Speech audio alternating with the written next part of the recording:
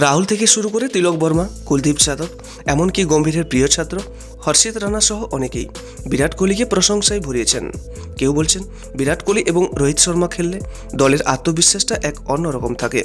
কেউ বলছেন আমি ওদের কাছ থেকে যতটা বেশি পারি শিখতে চাই। এদের দলে থাকাটা অত্যন্ত গুরুত্বপূর্ণ। আবার কারোর কথায় সবসময় কোনো না কোনো পরামর্শ ওদের কাছ থেকে পাওয়া যায়। ওদের মতো সিনিয়র ক্রিকেটার সাজঘরে থাকলে সকলের আত্মবিশ্বাস অনেকটা বেড়ে যায়। হ্যাঁ, তিনি বিরাট কোহলি কিংবা তিনি রোহিত শর্মা। আর তারা এখন শুধু একদিনের খেলাটাই খেলেন। আর সামনে 2027 সালে একদিনের বিশ্বকাপ। তাই দল গোছাতে প্রায় সব দেশই ব্যস্ত রয়েছে।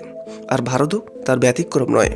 বিরাট কোহলি কিংবা রোহিত শর্মা সেই দলে থাকবেন কিনা, কিংবা তারা খেলতে চাইলেও নির্বাচক কমিটি তাদের দলে রাখবে কিনা, এসব অনেক প্রশ্ন হচ্ছিল তাদের পারফরমেন্স এবং সাফল্যের ধারাবাহিকতা নিয়ে। তখন রাঁচির 22 গজে বিরাটের এই বিরাট সাফল্যে অনেক প্রশ্নের উত্তর আর অনেক কিছু জিনিস প্রমাণ হয়েছে। ভারত বনাম সাউথ আফ্রিকা একদিনের সিরিজের প্রথম ম্যাচে রোহিত আর বিরাটের এই রোকো জুটি দলকে অনেক ভরসা দিয়েছে, দলকে একটি স্থিতিশীল জায়গায় দাঁড় করিয়েছে।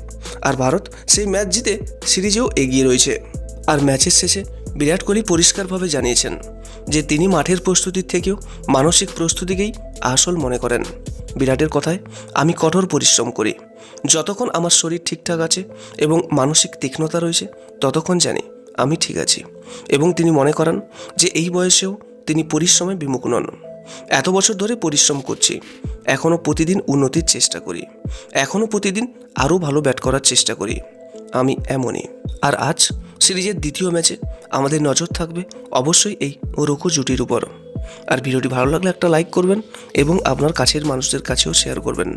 এবং নিয়মিত এরকম আপডেট পেতে আমাদের এই চ্যানেলটিকে অবশ্যই সাবস্ক্রাইব করে রাখবেন। সর্বদা সুস্থ থাকবেন এবং ভালো থাকবেন। নমস্কার।